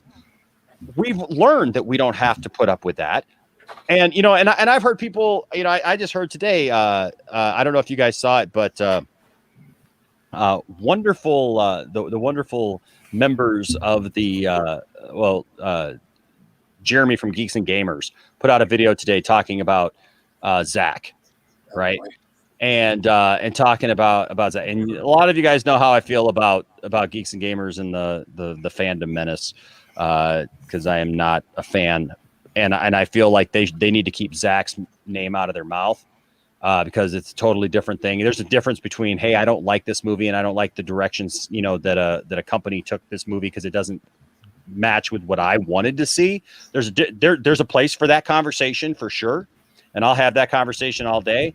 The difference between what we got and what we wanted, but there's a difference between that and the fact that you had a man who literally had his movie stolen away from him, taken away from him because of the tragedy in his family's life, and basically used as an excuse to fire him, use it as an excuse to basically steal another one of his babies away from him in an essence, and create something different out of it and go in a totally different direction. And so I just feel like we could all look back and go, well, maybe we had a little bit of a different take on it when we first saw Justice League, because we didn't realize what was going on. But now that we do, the question is what do you say? What are you going to, what is going to be your stance after you know what it was? You got to correct that. You got to correct that. Yeah, I got one more thing, and I gotta let y'all go because I gotta. Sure. Yeah, a long day tomorrow. But I just got to say this about the larger point about Superman and people's expectations. I'm always taken back to a quote on the season 2 finale of Doom Patrol when Cyborg is talking with his imaginary friend, Dr. Cowboy, someone who looks like his father but isn't. And basically what he tells, like, Victor's asking him for his advice, but he's like, I don't exist to give you advice. I'm here for affirmation and to tell you you're doing the right thing, to pat you on the back and say, giddy up, cowboy. And that is what a lot of people look at in view of Superman. And while you can make an argument, oh, he's a fictional character, so why would you want to look at this, look at him any further? The reason Superman exists 80 plus years is because he's transcended just being a simple fictional character. His ideologies, his mythology, who he is, has literally engrossed such a larger scale where it would be a very huge disservice to simply look at him as a being that needs to just always get everything right the first time and save everyone with no sort of pushback or anything like that. I'm very much in the mindset of you put the hero through the ringer, but they still need to come out on top. The baby face has to go over. The heel doesn't need to win every single match. But I'm also the hero does have to struggle no matter who it is. So when they get the W, it means more. It's valid. It's something that I, as the viewer, can resonate with. No matter, I don't care if the character can shoot lasers out of his ass and like travel through 80 million of dimensions by blinking or whatever. If the struggle is valid and the struggle matters to you and it resonates with you, you're going to connect no matter how powerful or unpowerful that character is, and you're going to be able to absorb the lesson it's giving you. And I feel like there's so many gatekeepers with Superman that it's impossible at this moment for that to ever really happen, because when you get your Man of Steels of the world, when you get these interpretations of Superman that brings him and celebrates our level of thinking and going, yeah, we might make mistakes as humans, but if this higher being can see that and still not only fight for us, but take the lessons of us to make things better, then that is worth it. We can't just look at it like, oh, we're humans. Why would Superman look at us? Because that's the Lex Luthor approach. That's what Lex Luthor thinks. Yes. Superman should be looking down on us, that he shouldn't be listening or taking anything of our consideration because, he's Superman and we're humans. He's a god. We're ants. But Superman is like, no, I'm not a god. I want to learn from you because I see the potential you have. And I know that my people squandered their chance, and I want to be better, not for my people, but for your people. And I feel like that constantly gets lost in translation because you have so many people that just want to reiterate and just keep redoing the same fucking thing that they've read themselves and just keep regurgitating the same story and keeping Superman stagnant, and then shrug and go like, what happened? What do you mean people don't like this story? I don't know. And to actually piggyback off of that, Q, and I'm gonna have to go too, but just to kind of bring it all full circle back to the original Justice League issue, what this all comes down to is what Q's talking about, what Matt's talking about, what we're all talking about, but is that Warner Brothers, the trustees, Toby Emmerich, all of them, they bet on the wrong horse. When Zack left, they put all of their faith and trust in giving what Jeff, CEO, COO he was president of DC Entertainment. It's like when you give him that kind of power, they're like, okay, so you understand the comics, you're going to give us all this stuff, but he's much like what Q was talking about with those gatekeepers. He, even though he wrote great Green Lantern comics, separate the art from the artist people, but he was too focused on trying to do what he wanted to do since Man of Steel. And Warner Brothers was just like, yeah, okay, let him do that with Justice League. And I'm certain even with Zack leaving and we would have had like really bad CGI with Darkseid, I am certain they could have cut out Darkseid and kept Steppenwolf, had a plot there, and we would have had a decent movie, and we would have gotten Ultimate Cut with and maybe 45 extra minutes of footage. but they bet on the wrong horse. And because of that, they are paying the price. And it's like they were hoping Jeff was going to do all these great things, but you see the results. Same thing with Walter. It's not working. And the thing is what it leaves us with now. And I know that you guys have to go, but I do want to get your reaction to this just real, because we're having this things, though we got off on and everything, but this is what it boils down to. Like we're here, we're getting the Snyder cut. We all are very aware, and on the day that we get this very emotional response from Zack Snyder talking about where he was at the time, and how where I think anybody who's a rational, feeling human being can understand when a man has lost a child, when a family has lost a child, of how you can lose the desire and the ability to fight for a movie. But yet today, when this was shared, this garbage. You wonder why Collider sucks now? Why nobody gives a crap about Collider? And I said this on Dawson's stream earlier.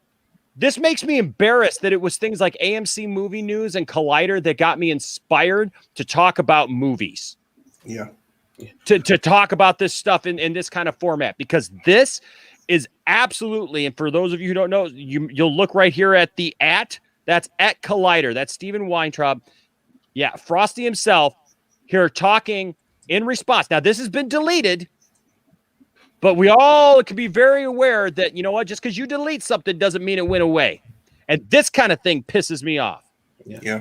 Because in response to the playlist posting this and saying Zack Snyder left Justice League in 2017 because he had no energy to fight Warner Brothers over the film, Steven thought it was a good idea to just put this funny little gif in there. Oh, because it's tee-hee, right?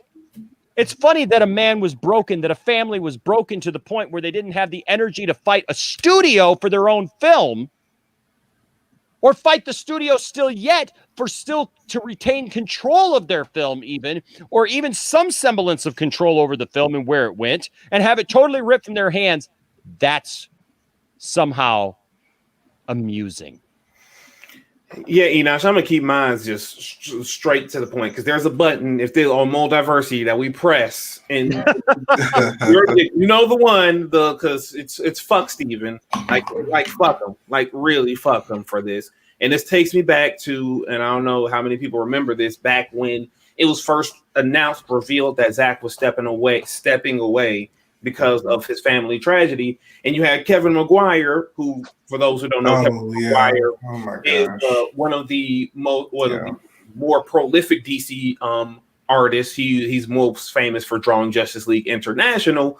He responded to a tweet with the headline very clear and evident what it was about Zack stepping away due to family tragedy.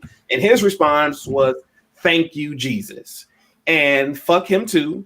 And fuck anyone who literally knows, because this isn't new. This isn't new. This isn't a mystery. When you see any sort of response from Zack directly speaking on why, it's going to be about his tragedy. So any sort of direction of comedy or trying to laugh about it. I know Frosty Rasha pointed out in the comments, he made an apology because either AT&T or Collider was gonna axe his ass, which they should, because this is abhorrent.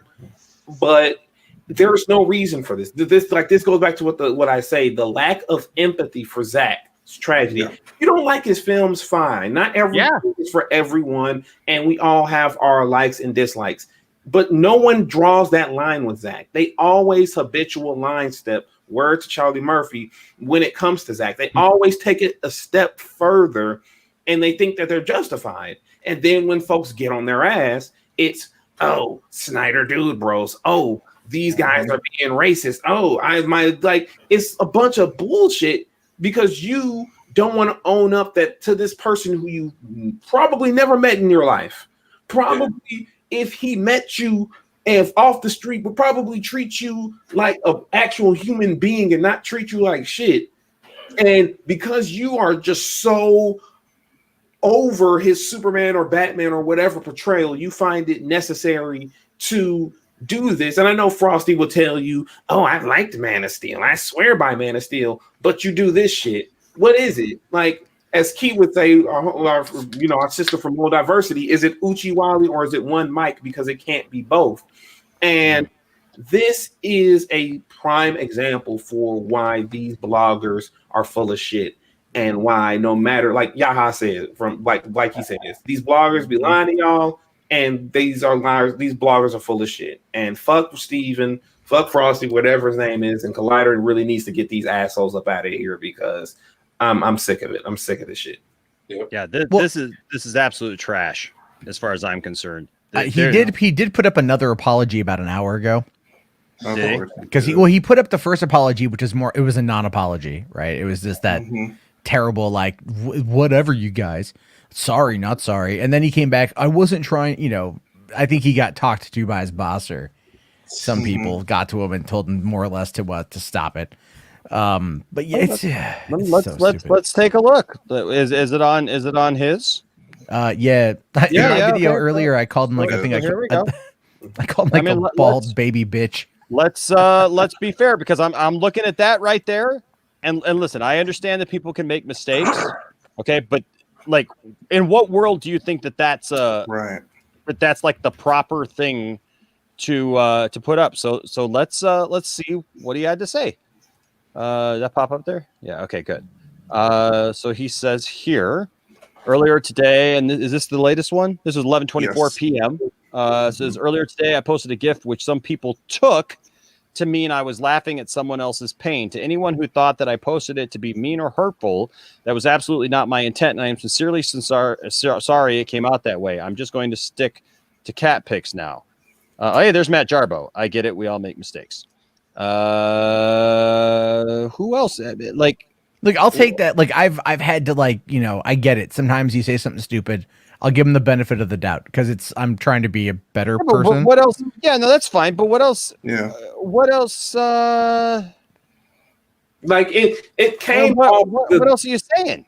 Like the non-apology that Matt alluded to was just basically sounded like some sort of PR spin or trying to stir up unnecessary controversy. Well, he also said this today. He said, my least favorite people on Twitter are the Snyder bros who think they know everything about the making of Justice League. Let me be clear. I'm looking forward to seeing the new 4-hour cut of Justice League. I'm sure it will be better than it will be a better movie half. I don't know what that means, but it's that shit is like that smoke screen to me. I'm sorry. I try to be forgiving, and Lord knows I've made my fair share of mistakes and whatnot, and want to be forgiven. But like with this is like, this should be taboo, a no, and yet every time there is one of these bloggers, I call them the usual suspects, who says shit that's in this ballpark, and then like, whoa, I didn't say it, I didn't mean to say it, but it's going to elicit a certain response. And well, exactly. So what is this? What was the post supposed to mean then, Frosty? Well, I'm just going to save this and then I'll probably dip because I know this. So here's my hot take that you can catch more on Multiversity Wednesday at 8:30 Eastern. Yeah, right. Go subscribe to Multiversity. Perfect. So my hot take is and the reason why he did this whole apology. This is very good PR for the book. You need a good villain to ruffle some feathers, and Frosty already has a really good score of pissing us all off, and this isn't anything new for him. So I'm not saying that he's working or anything, but if this is just I have a feeling that him doing all of this crap is saying, well, people are always talking about the book, but I can get a lot of views and Sean can get a lot of views. So, Sean can be the hero in all this, but I'm okay with getting more views on Collider. I can get all these hate comments. I get, there's no bad press with people like this. There just isn't, like you know, these kind of guys, especially with, you know, what Collider has turned into, because I was an avid watcher, unfortunately, back in the day. But like, yes, McFarlane getting on Frosty was, but you know, it's just there's no bad press for this guy. Yeah, and like that's his whole thing. I just don't get, and I don't see the second part of whatever this was because somebody. Oh, it's another tweet. He said like there's a lot that's happened behind the scenes that people don't know about. Maybe one day I'll talk about it. Blah blah blah blah blah. Oh. And that was kind of where like the non-apology came from, you know. But that Snyder Bros comment, that's a douchebag thing to say. But a lot of stuff was going on when that movie was being filmed and edited that still hasn't come out. One day maybe it will, but I've been doing this job 15 years, and you're coming at me like I joined the internet, just joined the internet and don't know what I'm talking about. Well, here's the thing. I don't care how long you've been doing this.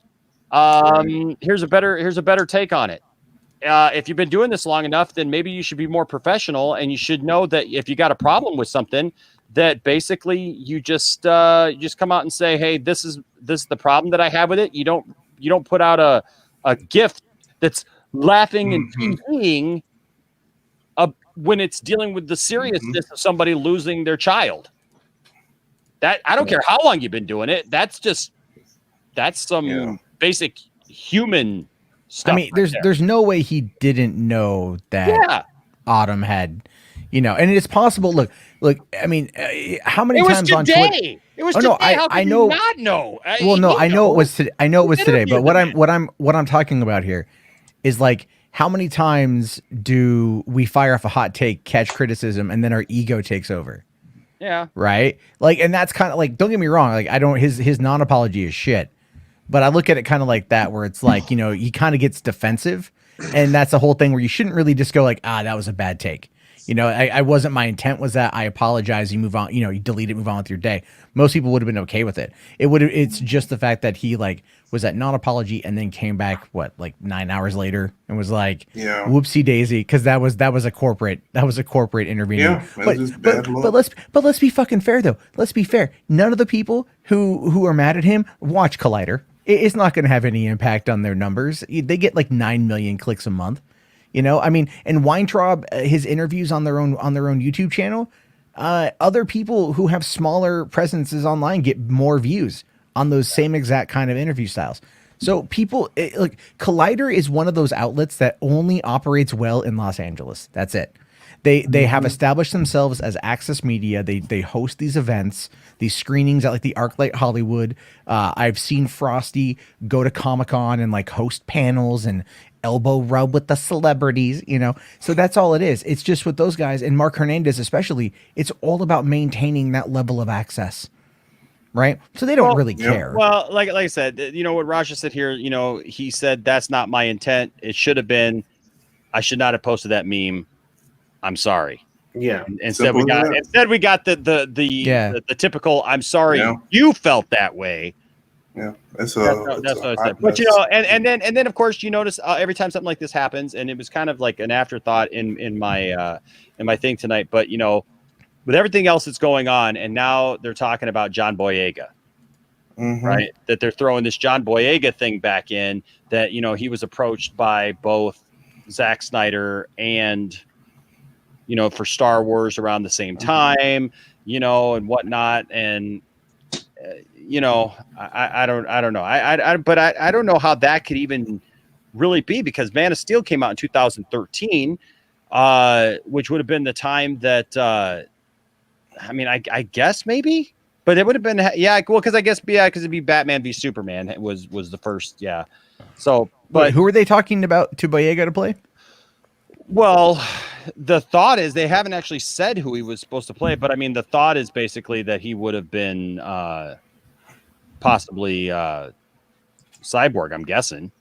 I don't know. Where did this originate? Because I don't see it anywhere in my feeds. There's and I don't want to keep everybody around. I mean, unless you guys got another minute, because I know that I want to be. Well, there's one before the guys go. I do want to quickly pose one thought experiment for you, okay? And you're gonna hate me for it, but I want to pose one thought experiment. What is left on the cutting room floor that Joss Whedon was told to take out? Oh, damn near everything. Exactly. No, but I mean of what he shot. Oh, of what Josh personally? Of what Josh shot. Yeah. Oh, yeah. Yeah. Think about that one for a second, right? Like, where's the Whedon cut? Well, fuck it. In the trash. Belong. Right. The Whedon cut is in Avengers Age of Ultron. And even that was the Whedon cut.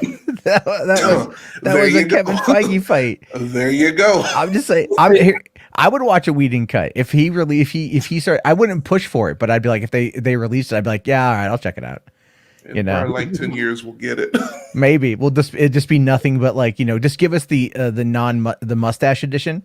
Just remove the terrible Superman mustache. Oh no, I say give us the mustache. I think it's right. It's on brand form. It'll give me old Firefly, callbacks. I'll get my Buffy on whenever Diana pops up. I'll just get that whole Wheaton experience.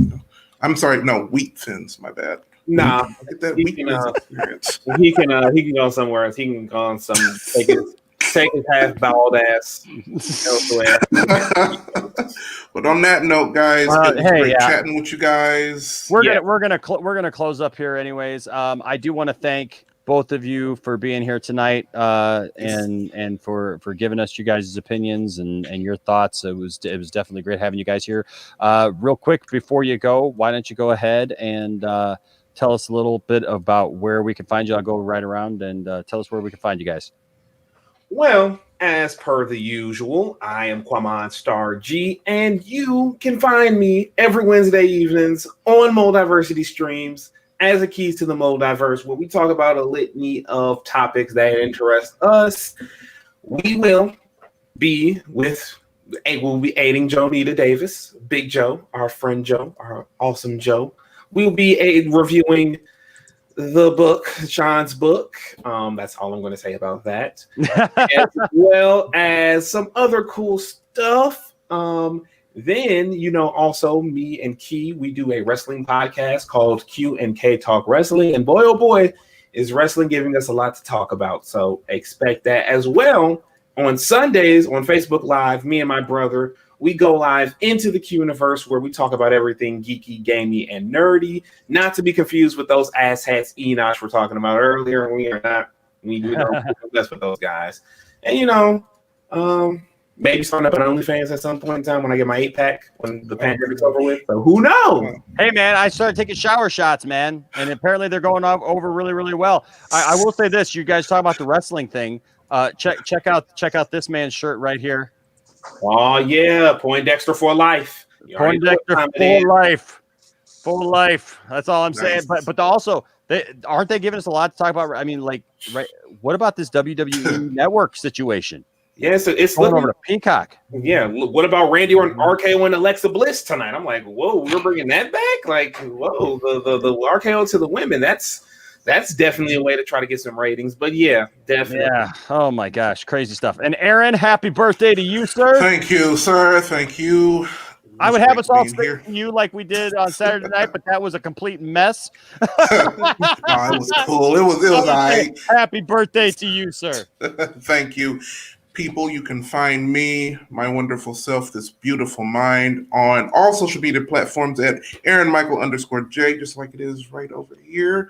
You can find me on Comic Book Debate with tons of articles, just talking about comic books, obviously. Once a great thing. You can also find me, obviously, on Multiversity, where we're going to be talking about a thing Wednesday. That'll be fun. You can also find me on YouTube to Lovecraft and Back, where my co-host Mike and I talk about Lovecraft Country. And you can also find me on a new show that is Untitled with my co-host Avian Knighton, who is also on Moldiversity. Thank you, Joey. I see you. And yeah, I'm also going to be, I'm just on Twitter, just being crazy. I'm probably writing a script, probably New Gods. We don't know. We'll see. It's absolutely New Gods. It's absolutely New Gods. Don't let him convince otherwise. Before New Gods. I think it's Batman. No, it's New Gods, y'all. It's absolutely New Gods. Well, I got this right here, man. I still got this in my pictures right here, man. Nice. Oh, so nice. So nice. Thank you. Aaron did that, folks. And where'd it go? Where'd he go? What did I do? Hold on a second. Aaron did this, and so happy birthday, Aaron, and thank you for sharing that with us Saturday night. It was really cool to see you be able to share that with Ray Porter here. Yes, and it was a great night for sure with him, and also support to this man right here, Brian Master and Nunn. He's got he putting the links to Multiversity down there, and guys go support Multiversity and subscribe to them, and also support this guy, man. Give him to 100 subs. I was talking about it over on man. I was talking about on Dawson. Dawson's got 13,000. I got I'm on my way to 11,000. We need to get this guy and Nicotina. My goodness, Nicotina isn't even at 500. Nicotina is like is amazing. Brian is amazing. You all love him on our shows, man. Go show him some love. Where can everybody find you, Brian? Well, you can find me right here on the link. I put it in the chat. Just come on down to my channel. It's called The Master of None, but I do a lot of everything. Recently, I've just been playing some video games and stuff like that, so if you want to come down, watch me struggle bust through some MMOs, I can provide some entertainment. There you go. Aaron, we need shirts, man. We need shirts, bro. We need shirts. Coming. We and subscribe to you, by the way, Master of None, the Multiversity account. Subscribe to you. So beautiful. Awesome. Thank you to everybody who's watching tonight, and also Matt, where can we find you, brother? Probably here. I love having you here. No, 3 Buck Theater is fine. Check it out, I guess. I don't know. There you go. I don't really. I hate promoting myself because I sound like such an asshole. You know, I don't know. I have such a weird thing on that one. It's like you know where to find me. Don't Google me. You'll find some stuff. But you know, there you go.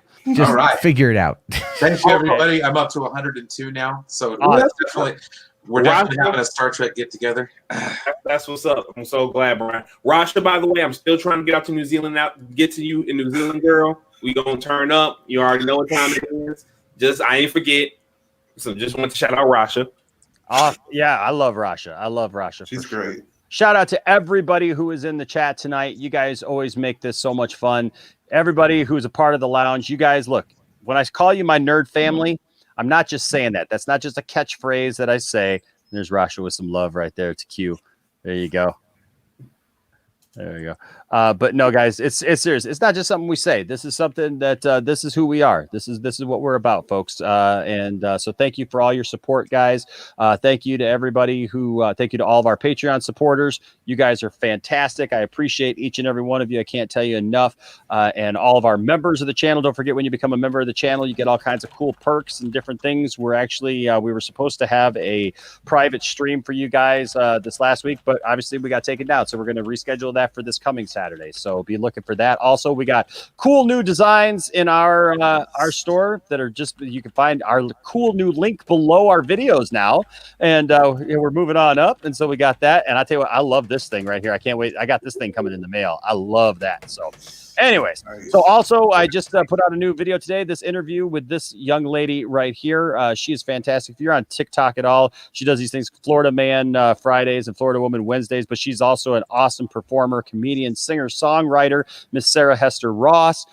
She's fantastic. She's got her own show in Vegas, but right now she hasn't been able to do her show in Vegas because of COVID. And so so she's found like new life on TikTok, doing comedy on TikTok. And, you know, there's a lot of craziness on TikTok, but there's a lot of great artists doing some funny stuff on a lot of different platforms. And so I would just tell you all, like I always tell you, don't forget. Don't let anybody tell you that your fandom doesn't matter. Don't let anybody tell you that your thoughts and your opinions and your point of view don't matter. But always try to present them in a positive way. And also don't try to demean somebody else's opinions or thoughts on a particular thing, but strive to have conversations with each other, because that's what the Poindexter Lounge is all about, is about having a place where we can all come together. We can all feel that we're all being heard, and we can all have conversations. Even if our opinions are differing, that's fine. Look, even the people that there are people out there that some would think are my enemies. I don't have any enemies as far as I'm concerned. I put it like this. I would have a conversation with anybody. It's not about people's opinions that turns me off of them. It's about people's attitudes. And so I encourage you to keep a positive attitude with those who you're around. Show some love, show some respect. And if you do that, you'll all have a place here in the Poindexter Lounge. Till next time, stay nerdy. And don't mess with Zack Snyder because we got his back and we'll fight for him for sure. All right, guys. We'll see you next time. Bye-bye. Yeah.